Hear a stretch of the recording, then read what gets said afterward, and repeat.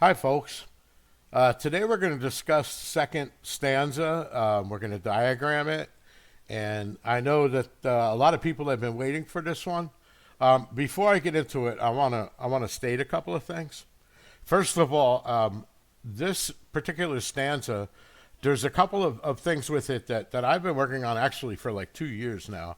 I tried to discuss it in the forums, but I probably did a bad job at explaining it. But I believe that this is extremely important, and I think that a lot of people are overlooking a couple important things about this stanza, and I'm going to point them out now. When I was first reviewing it, before I learned about sentence diagramming, I actually went through about four parsers with this. I went through Google's language parser.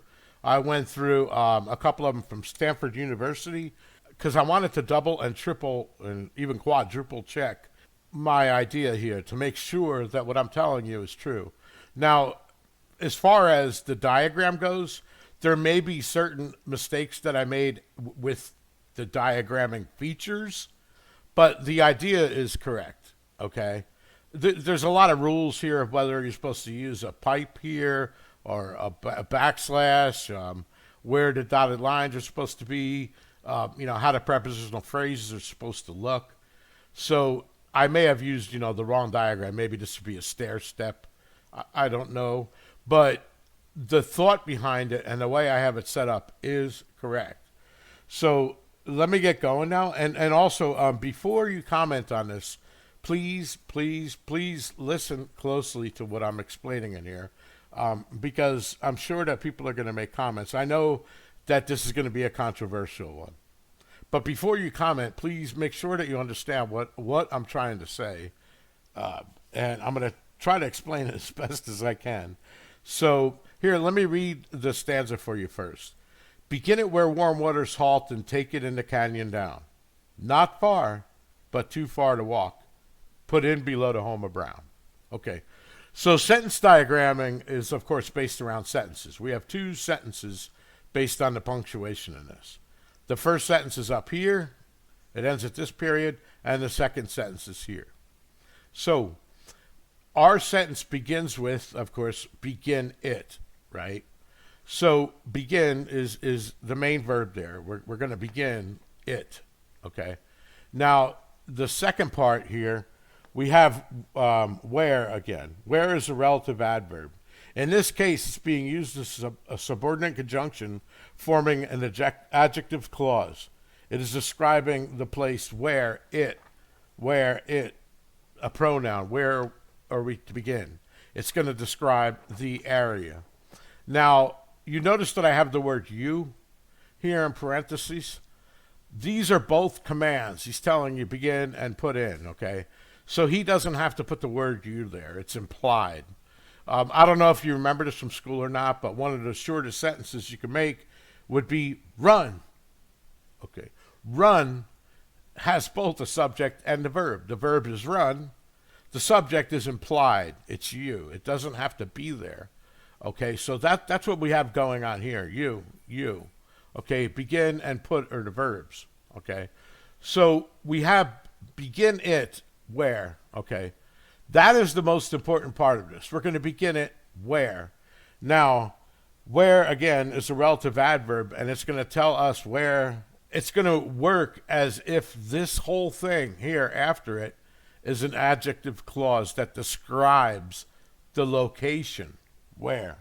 Begin it where? Well, we're going to begin it where warm waters halt and take it. And where does it take it? It takes it in the canyon. Okay, and the canyon is down. Now here, it's going to be telling us to what extent are we going to take? Well, we're not far, but too far to walk is the extent. Okay, so again, we are beginning it where? Okay, so now it's connected with the dotted line to the subject here of this clause, which is warm waters. Warm is just an adjective describing waters. Warm waters, and we got the two things that the waters are doing. The waters are halting and taking it. Okay, where is it taking it? In the canyon down. Okay, Not far, but too far to walk.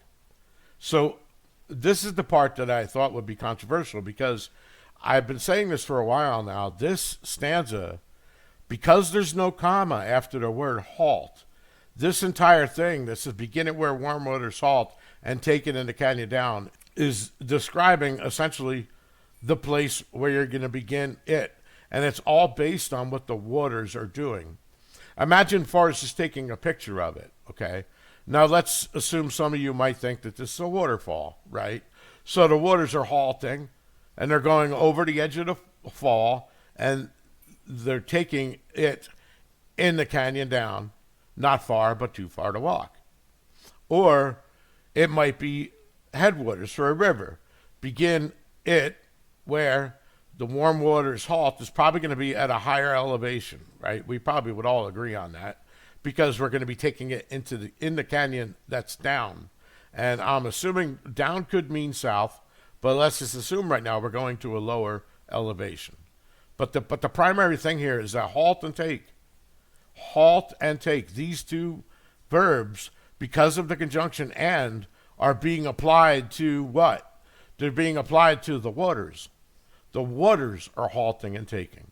He's not telling us to go where it halts and then go into the canyon. Now, before you comment on that part, let me explain something to you. I'm not saying that we are not supposed to go in the canyon. That's all determined by the second part. But here, this is describing what the waters are doing. He's painting a picture of the starting location, the place to begin. Begin it.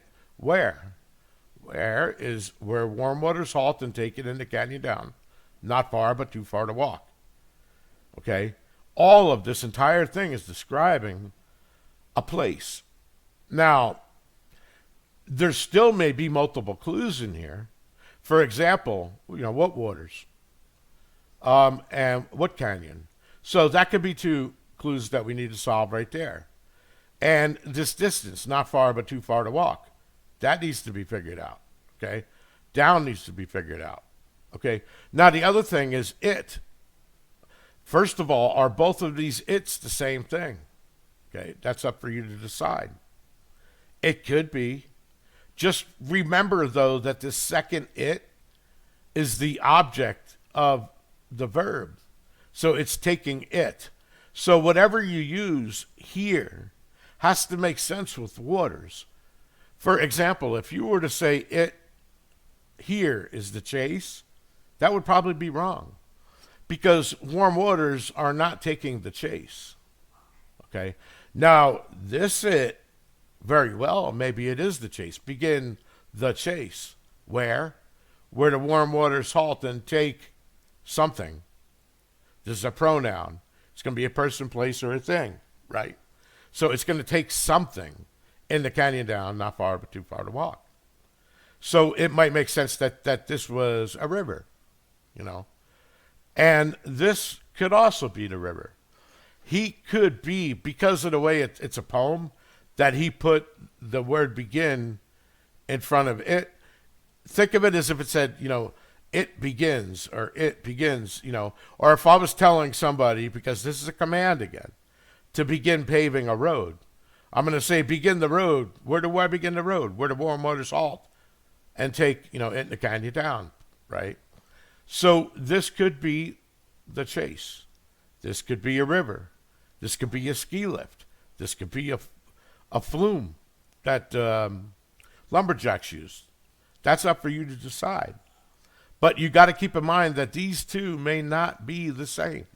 But whatever you choose here at this location needs to make sense within this context. And the waters are not on the chase. So this is not the chase. This one might be. This one probably is not. Okay? So again, we have begin it where? Where warm waters halt and take it in the canyon down. Not far, but too far to walk. Okay. Now the second part of the sentence, of course, is put in below the home of Brown. Okay, so what are we doing? He's telling us to put. He's telling us where to put. In below. What are we putting in below? A home. Which home? The home of Brown. Okay. So we are putting in below the home of Brown. I'm sure pretty much everybody will agree with that. But here's the part that we need to focus on. Even though these are two separate sentences, obviously these are all in the same stanza. This could be just one directive. He could be telling us to find this location up here, and our only task is to put in below the home of Brown. Now remember before where I said the waters are going down in the canyon? It's telling us right here. It's not telling us to go in the canyon. Well, some of you are going in the canyon. That may not be incorrect because it all depends on where the home of Brown is. If the home of Brown, and I'm assuming the way he wrote this, that when you figure this part out, the home of Brown is going to become evident. So yes, it is possible that you will begin it where warm water salt and take it in the canyon down, not far but too far to walk, put in below the home of Brown, could be right near the canyon. That's down where the water went. So his whole poem seems to be related to waters a lot. It seems to be that this might be a river. Okay? So basically what he's doing is he's saying start, let's say, at the headwaters of the river, because we know all rivers start at a high altitude. And then they're all going to end up in a canyon down, right? We need to find the specific one, all right? And that's not what this video is about. I'm just trying to explain interpreting this. So once we've found it, because of the fact that it's not far but too far to walk to get from here where the warm waters are halt and down into the canyon, that distance is too far to drive, that our starting point is actually here. This put in is telling us where to begin our chase. Begin our chase below the home of Brown. Put in there. Either you're getting in the water or you're getting out of the water. Let's look at it that way. So you're beginning it where warm waters halt and take it in the canyon down, not far but too far to walk. Put in below the home of Brown. Now, again, the home of Brown could also be up where it starts. Maybe he doesn't want you to go down here. In fact, he's telling you that the distance between where warm waters halt and where we take it in the canyon down is not far but too far to walk. Okay? So what he could be saying is go, like I said, the home of Brown. And pretty much this whole rest of the poem is all done on foot. All right? He's not expecting you to go up at 10,000 feet where the headwaters are and then follow it down in the canyon. Or is he? We don't know. We'll get to the next stanza, or the fourth stanza, where it's also past tense, says, if you have found the blaze. Well, the thing is, we don't know where the blaze is. I'm assuming, because of the fact that he's saying put in below the home of Brown, that we are not going to find the blaze until after we put in. Okay? We're putting in. Perhaps we're putting in at the blaze. Maybe that's the blaze. Let's say that your solve is in Colorado and it's an Echo Canyon. So you're beginning it up where the Green River starts. All right? The Green River's headwaters here. And they take it in the canyon down, the Lodore Canyon, down in Colorado, which is not far, but it is too far to walk. You're not going to walk from the headwaters of the Green down there. Now, below the home of Brown could be Browns Park, in Colorado. So you're putting in there. So that could actually be the blaze right where you're putting in. Or the blaze could be where you get out. That's up for you to decide. But the main thing I wanted to point out here is when you're trying to figure out this clue, keep in mind that this second it has to apply to the waters. Where warm waters halt and take it. The waters are halting and taking it. And the waters are not on a quest. Also remember that the entire book, that whole chapter, is telling us that we're going to be on a quest. I don't think he would need to repeat it here in multiple places. But that again is up for you to decide, And let me know, if you see something that you think is a problem, please do me a favor. go to an actual parser or draw it up and link it online. Explain to me where, how you arrived at your conclusion, the same way that I'm taking the time to explain to you how I arrived at mine. And keep in mind that I checked this in multiple places, and the logic I have is correct. The symbols I used might be wrong, but the logic is correct. And if you like this video, please like and also subscribe. I could use subscribers, and help me pass my videos around so I can get more views. And I also wanted to take this time to thank the people that have donated. You could donate to me through PayPal if you want. It's totally optional. Nonetheless, I want to say thank you for the support, and I'm enjoying this, and I hope it's helpful. And I'm going to continue on with the rest of the poem, again, based on the feedback that I get from this. If there's any corrections to be made, I'll make them, and I'll let you know as soon as possible. And I hope you had a great weekend, and I'll talk to you all later. Bye.